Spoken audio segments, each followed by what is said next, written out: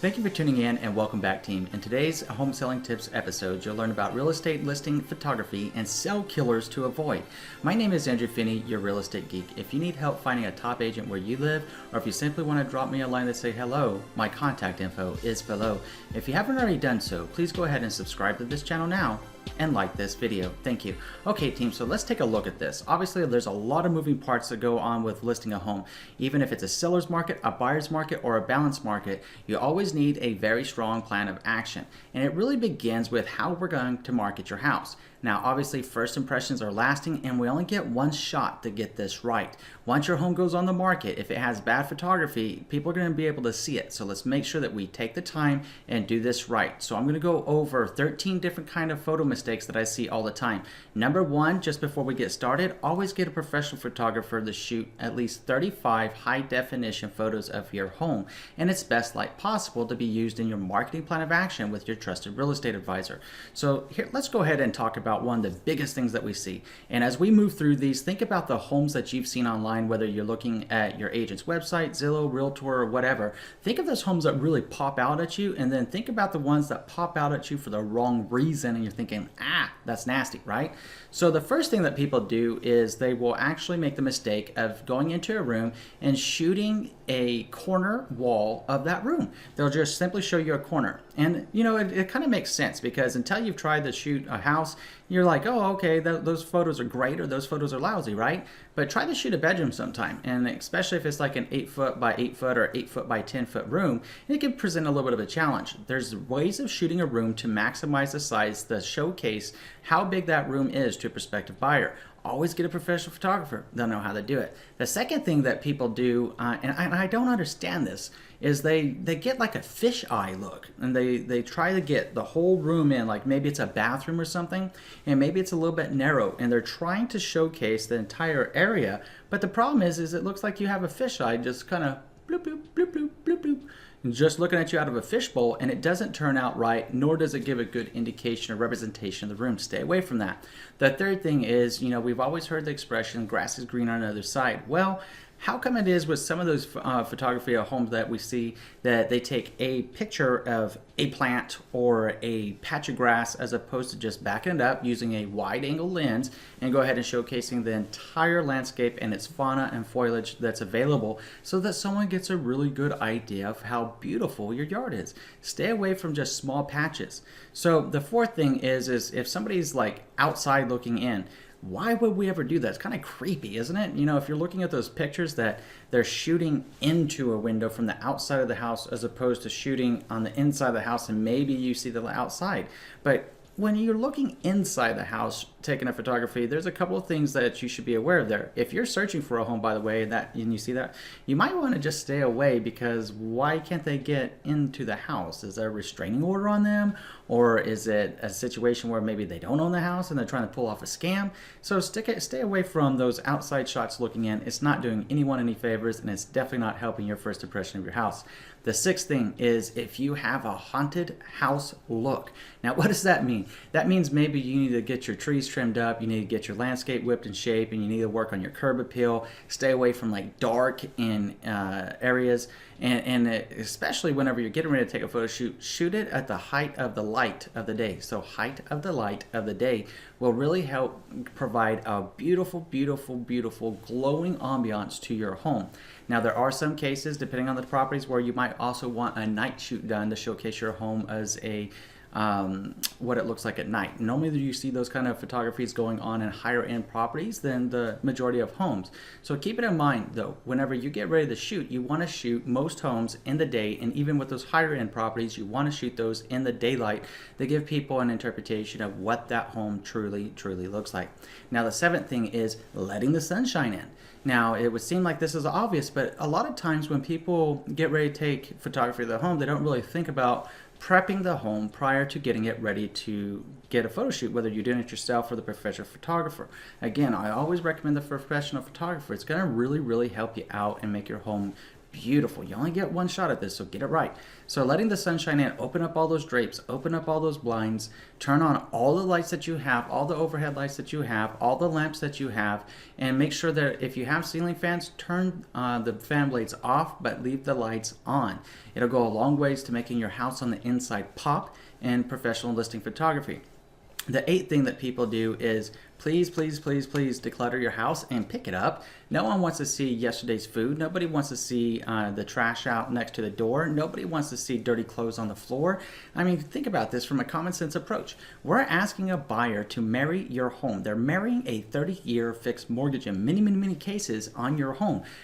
Let's do it right and put the best foot forward and make it look as beautiful as possible to entice as many buyers as possible to your home to help you get the best price.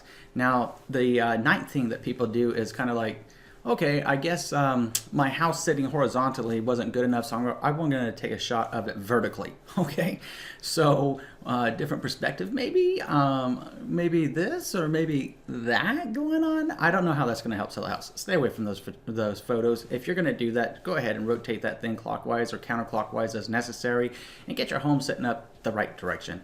So the 10th thing is people that have an absolute mess inside the home. And I bet you right now, you can think of a home that you saw online recently that you looked in there and you're like, oh my God, I'd be embarrassed to have my house on the market looking like that. It just looked like a pigsty. It looks like filth, right?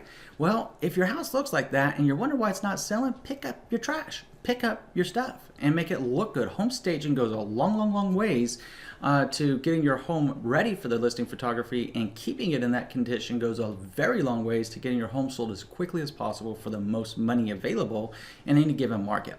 Now, the 11th thing, and maybe this is because people get excited about like their appliances, I guess. I don't know. Maybe they got like a Sub-Zero wolf range or a Sub-Zero freezer wolf range top or something. I don't know.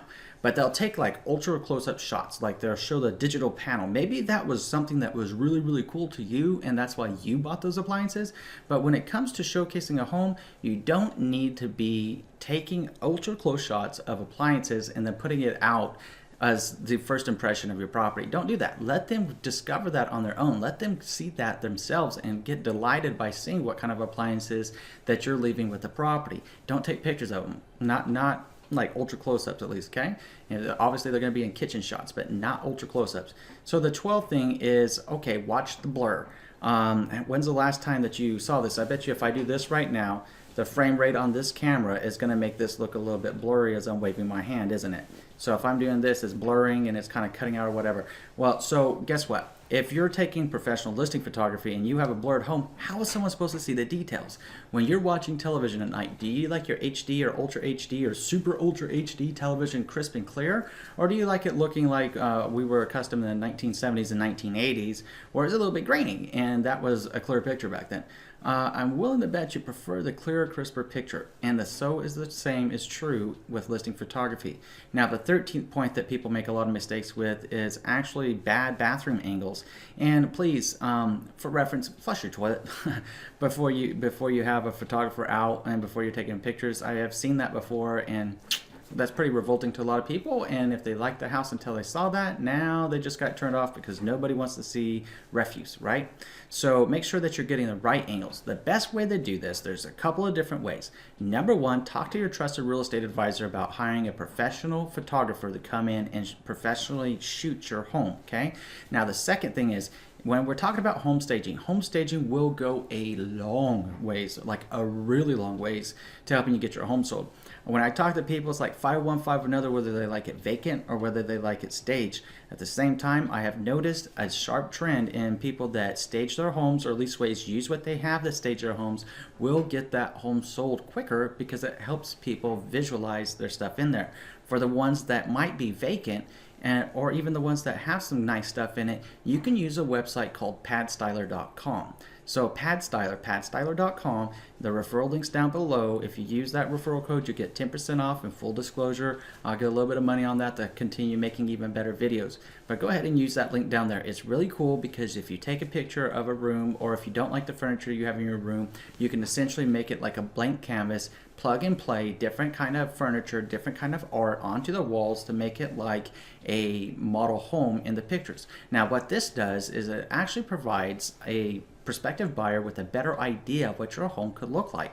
And in the process of doing that, then they're getting a visual representation of saying, oh, so if I can put a couch here, I can put a picture there, I can mount the television here, then they're getting a better idea of what they could do to their home. If a buyer's having those thoughts about your home, then they're more inclined to make an offer on it because they can already see themselves living in it. Now, this is the fun part. Tell me what the biggest shocker of this video was to you. What did you take away from this video? Was it number one about actually not taking shots of corners of rooms?